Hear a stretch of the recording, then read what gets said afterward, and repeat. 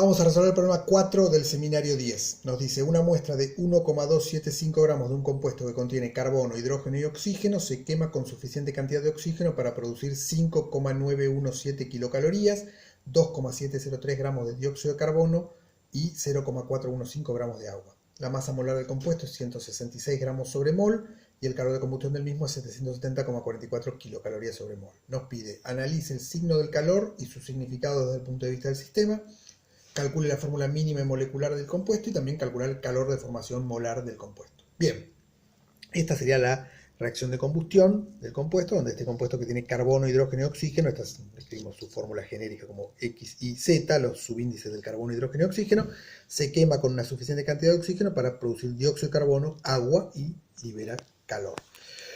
Bueno, tenemos que calcular la fórmula mínima molecular, o sea, tenemos que determinar cuánto valen esos subíndices X, Y, Z con los datos que nos da. Observemos que todo el carbono que tiene el compuesto termina formando dióxido de carbono. O dicho de otra forma, todo el carbono necesario para generar el dióxido de carbono proviene exclusivamente de este compuesto desconocido. Y todo el hidrógeno necesario para generar agua proviene también de este compuesto desconocido. Entonces, si nosotros pudiéramos, a partir de la masa de dióxido de carbono que nos da, calcular la masa de carbono, relacionar masa de dióxido de carbono con masa de carbono, sabríamos qué masa de carbono teníamos en este compuesto. Y lo mismo con el hidrógeno, relacionamos masa de agua con masa de hidrógeno, esa masa de hidrógeno proviene de este compuesto. Con el oxígeno es un poco más complicado, porque el oxígeno proviene del compuesto y también proviene del oxígeno molecular necesario para la combustión. Entonces el oxígeno lo vamos a dejar para el final. Calculamos primero la masa de carbono, la de hidrógeno y después vamos a calcular la de oxígeno. Bueno, la relación de masas de carbono, dióxido de carbono y de agua, hidrógeno la tenemos acá. En un mol de dióxido de carbono, o sea, en 44 gramos de dióxido de carbono, hay 12 gramos de carbono. En un mol de agua, o sea, en 18 gramos de agua, hay 2 gramos de hidrógeno. Ahí tenemos la relación masa de carbono a masa de dióxido de carbono y masa de hidrógeno a masa de agua. El problema nos dice que 1,275 gramos del compuesto desconocido con suficiente cantidad de oxígeno dan 2,703 gramos de dióxido de carbono y 0,415 gramos de agua. A partir de estas masas de dióxido de carbono tenemos que calcular la masa de carbono. Bueno, usamos la relación que vimos antes. Esa masa de dióxido de carbono por 12 gramos de carbono están en 44 gramos de dióxido de carbono. Se cancelan las masas de dióxido de carbono y nos queda 0,737 gramos de carbono. Vamos a redondear, vamos a tener que ser cuidadosos con los números en estos problemas. Observamos que este dato tiene 4 cifras significativas, este tiene 4, pero este tiene 3. O sea que este es nuestro mínimo número de cifras significativas. Vamos a redondear correctamente todos los resultados a 3 cifras significativas. Entonces por eso este le dejamos así, 0,737 gramos de carbono. A partir de la masa de agua que se obtiene, calculamos la masa de hidrógeno. 0,415 gramos de agua están, lo pasamos a masa de hidrógeno, 2 gramos de hidrógeno están en 18 gramos de agua, o sea 0,0461 gramos de hidrógeno. O sea que esta masa de carbono y esta masa de hidrógeno estaban en 1,275 gramos del compuesto. El resto es oxígeno. O sea, en 1,275 gramos del compuesto hay 0,737 gramos de carbono, 0,0461 gramos de hidrógeno y el resto es oxígeno. O sea, la masa total menos la de carbono menos la de hidrógeno nos da la masa de oxígeno, 0,492 gramos. Así que ya tenemos entonces, en esta masa de compuesto, esas son las masas de carbono, hidrógeno y oxígeno. Esas masas hay que pasarlas a moles ahora, dividiendo por sus correspondientes pesos atómicos. Atómicos, no moleculares. Acá no estamos hablando de moléculas de H2 ni de moléculas de O2. Estamos hablando de átomos de hidrógeno y de átomos de oxígeno que están formando la molécula. Entonces acá usamos los pesos atómicos, los que están en la tabla, 1 y 16. Entonces la masa de carbono la dividimos por 12 gramos sobre mol, la masa de hidrógeno dividido 1 gramo sobre mol y la masa de oxígeno dividido 16 gramos sobre mol. Y ahí nos da 6,14 por 10 a la menos 2 moles de carbono, 4,61 por 10 a la menos 2 moles de hidrógeno y 3,07 por 10 a la menos 2 moles de oxígeno. O sea que esos serían los subíndices provisorios, digamos, de la fórmula del compuesto.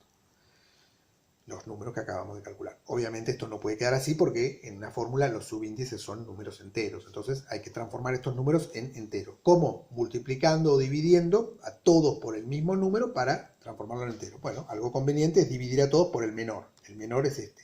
3,07 por 10 a la menos 2. O sea que todos los subíndices los dividimos a todos por el mismo. A todos por 3,07 por 10 a la menos 2. Y así nos queda. Carbono 2, hidrógeno 1,5, oxígeno 1. Los subíndices del carbono y del oxígeno quedaron enteros, el del hidrógeno quedó semi-entero. ¿Cómo hacemos para transformar este número en entero? Lo multiplicamos por 2, pero hay que multiplicar a todos, ¿sí? Cualquier cambio que hagamos de multiplicar o dividir tenemos que hacerlo con todos los subíndices. Entonces ahí nos queda la fórmula molecular. Carbono 4, hidrógeno 3, oxígeno 2. Perdón, la fórmula mínima. Esa es la fórmula mínima. La mínima relación de átomos de carbono, hidrógeno y oxígeno en la molécula. No quiere decir que la fórmula molecular sea así. La fórmula molecular va a ser un múltiplo de la fórmula mínima. Para eso necesitamos algún dato más. Y el problema nos da el dato. Nos dice que el peso molecular, o sea, el correspondiente a la fórmula molecular, es 166 gramos sobre mol.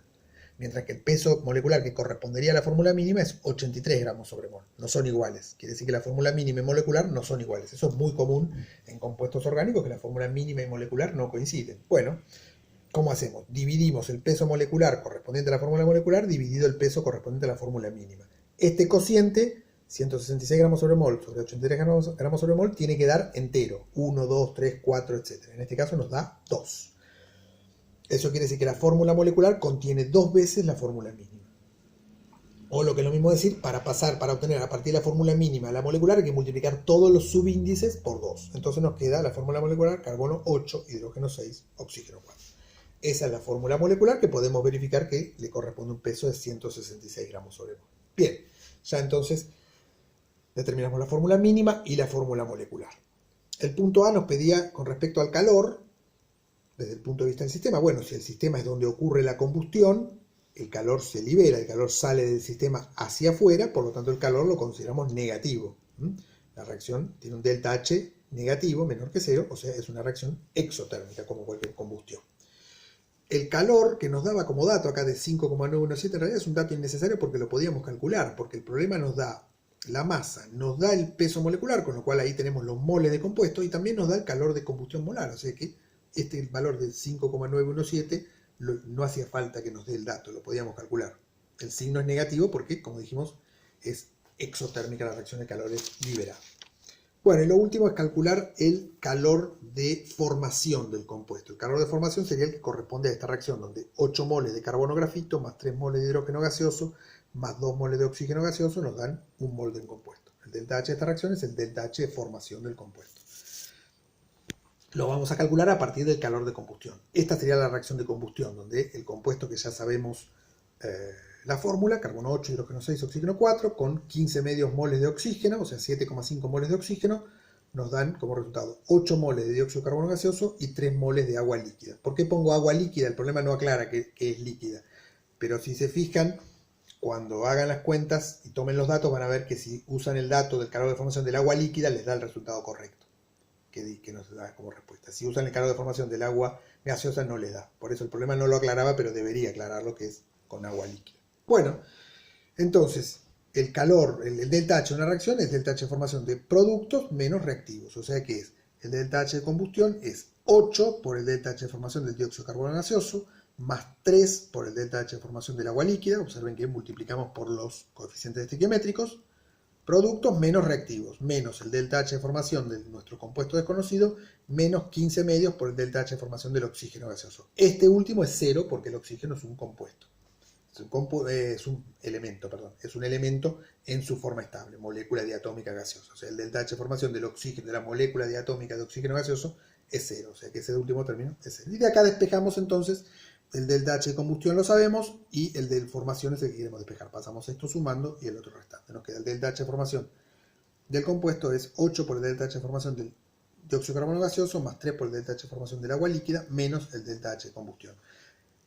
Estos delta H de formación en la tabla los tienen en kilojoule, el de combustión lo tienen en kilocalorías. Bueno, para pasar de kilojoule a kilocalorías, ahí tenemos la equivalencia. Una kilocaloría son 4,18 kilojoule. Con eso pasan de kilojoule a kilocaloría o viceversa. Así que ahí tenemos 8 por menos 393,51 kilojoule sobre mol, es el delta H de formación del dióxido de carbono, más 3 por menos 285,83 kilojoule sobre mol, es el delta H de formación del agua líquida, menos 3.220 kilojoule sobre mol. Estos eran los 770,44 kilocalorías, lo pasé a kilojoule. Y ahí hacemos toda la cuenta en kilojoule y nos da que el delta H de formación es menos 785,1 kilojoule sobre mol, que si quieren lo pasamos de vuelta a kilocalorías, con la misma equivalencia nos queda menos 187,4 kilocalorías sobre mol. Ese es el delta H de formación del compuesto.